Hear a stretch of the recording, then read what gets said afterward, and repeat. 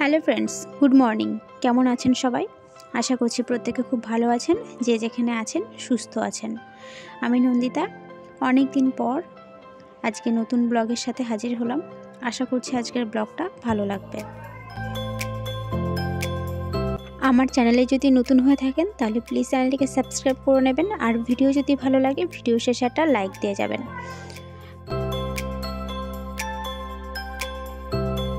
তো আমরা যাচ্ছি দীঘা। নিশ্চয়ই ভাবছেন কেমন পাগল, এই ঠান্ডার মধ্যে যাচ্ছে দীঘা।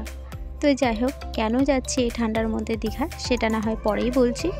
তার আগে বলি, আজকে সকাল 8:30টার সময় গাড়ি ছাড়ার কথা, সেই জায়গায় আমরা গাড়ি ছাড়ি 10:30টার সময়।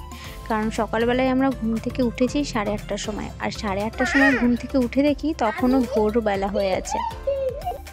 তার কারণ হচ্ছে তখনও কুয়াশা কাটেনি। যাই হোক, সেই কুয়াশার মধ্যেই সবাই মিলে স্নান করলাম ঠান্ডা কনকনে জলে।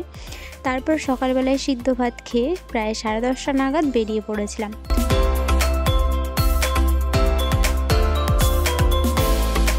তারপর সেখান থেকে বেরিয়ে এসে রাস্তার প্রায় অর্ধেক সময় তখন আমরা গাড়ি থেকে নেমে একটা জায়গায় বসে চা জল খেয়ে একটু রেস্ট নিয়ে তারপরে আবার জার্নি শুরু করেছিলাম। আর যেহেতু আমাদের এতটা টানা দূরে যাওয়া কখনো অভ্যাস ছিল না, যার কারণে আমরা কেউ অসুস্থ হয়ে পড়েছিলাম। তো আর আশা করি আমাদের মাথার অবস্থা দেখে বুঝতেই পারছেন যে সমস্ত মেয়েরা অসুস্থ হয়ে পড়েছিল, যার কারণে আমাদের গাড়ির জানালা পুরো খোলা রাখা হয়েছিল। আর তারপরে আমাদের এই চুলের এই অবস্থা। তো যাই হোক, আস্তে আস্তে ওখানে কিছু দেখলাম জেব্রা, হাতি, আরও অনেক কিছু গাছপালা দিয়ে তৈরি করে রেখেছে মার্বেল পাথর দিয়ে। তো সেইগুলো একটুখানি ক্যাপচার করলাম। তারপরে আবার জার্নি শুরু হলো। তো গল্পে গল্পে রাস্তা বেশ ভালোই যাচ্ছিল।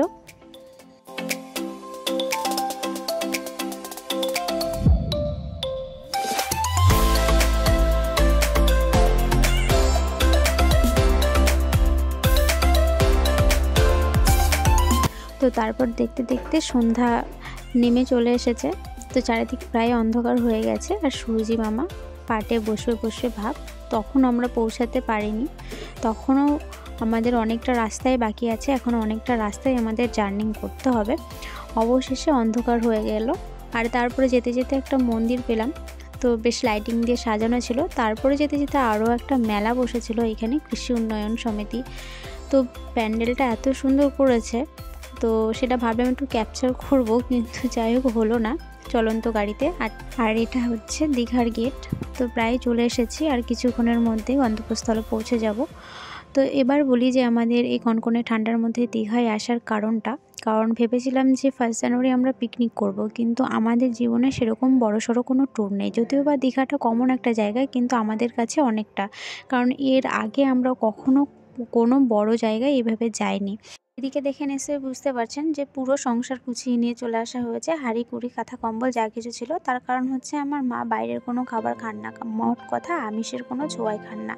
তো সেই জন্য আর কি আমার মায়ের জন্য পুরো সংসারটা গুছিয়ে নিয়ে চলে আসা হয়েছে। আর তো এবার রাতে রান্না বান্না হবে, আর আজকে মায়ের কাছে খাওয়া হবে, কোনো হোটেলে আমরা খাবো না আজকে রাত্রে। তো আজকের মতো এইটুকুই, দেখা হচ্ছে নেক্সট ব্লগে নেক্সট ডে।